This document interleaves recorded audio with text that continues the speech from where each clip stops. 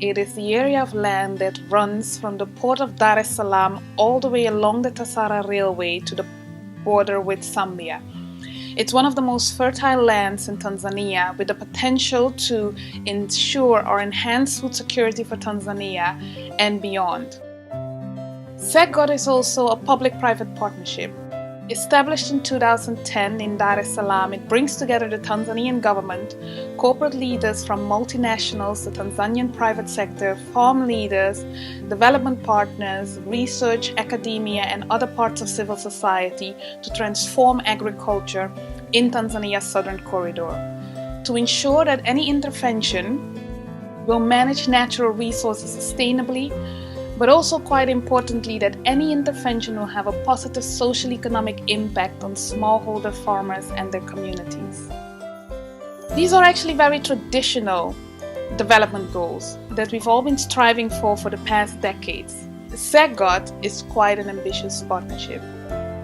The SAGCOT partners want to mobilize $3.2 billion of public and private investments into the SAGCOT corridor in the coming 20 years. We also want to ensure that we do that through a partnership and a collaborative approach. At this point in time, there are 100 SAGCOT partners, and through the new Alliance for Food Security and Nutrition, we have already managed to mobilize an estimated $1 billion in public investment pledges through letters of intent. In addition to that, the G8 and other development partners have pledged $500 million in public investments into the SAGCOT corridor, and the Tanzanian government has committed to a number of policy reforms to facilitate the establishment of inclusive and sustainable agricultural investments.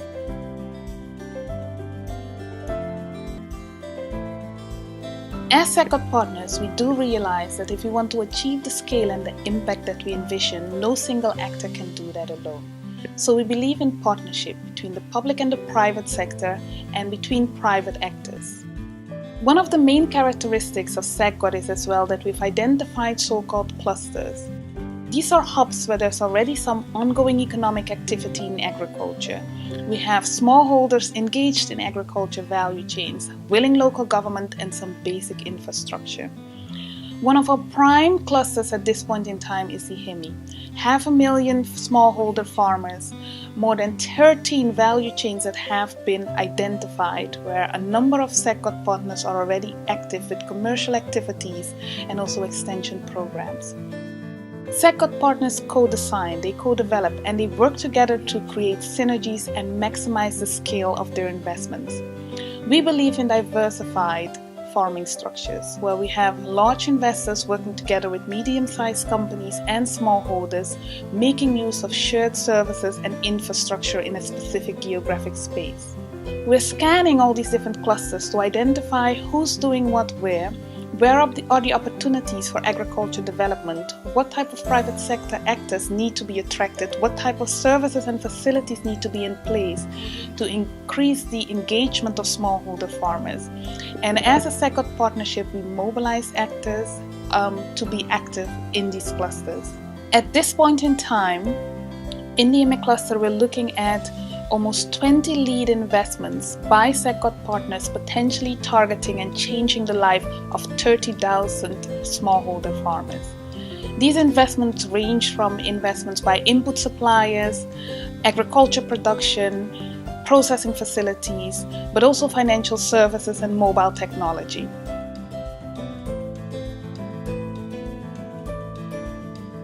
First and foremost, it's the portfolio of SAGCOT partners. We're working together with a wide range of actors, from smallholder associations to NGOs, research facilities, and also the Tanzanian government, to ensure that inclusivity and sustainability is not an empty rhetoric.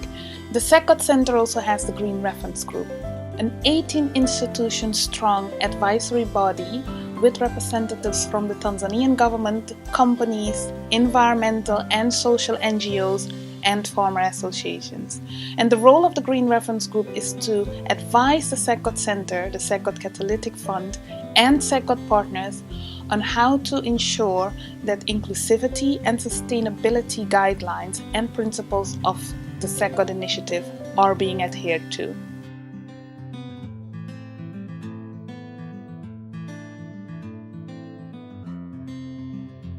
There is a very close alignment between the SAGCOT initiative and the New Alliance. From a Tanzanian perspective, regional and international initiatives such as Grow Africa and the New Alliance actually reinforce and strengthen the vision that Tanzania has on agriculture transformation, working together with private and public actors in collaboration, in partnership. 80% of the companies that signed a letter of intent under the New Alliance for Food Security and Nutrition are SAGCOT partners. The G8 countries are very strong development partners and champions within the SAGCOT initiative, and so is the Tanzanian government. So the majority of New Alliance activities in Tanzania are focused on the SAGCOT region. The stakeholders in Tanzania have established what we call the Partnership Accountability Committee. It has representatives of the Tanzanian government, it's chaired by the Prime Minister's office, investment institutions, development partners, the private sector, and the farmer associations. And their role is to monitor the progress on the New Alliance and other public-private partnership initiatives in agriculture in Tanzania. The PAC gathers quarterly and is supported by the SAGCOT Center as we help to report on what it is that the private sector is doing, and we work together to monitor and advocate for the policy reforms to happen.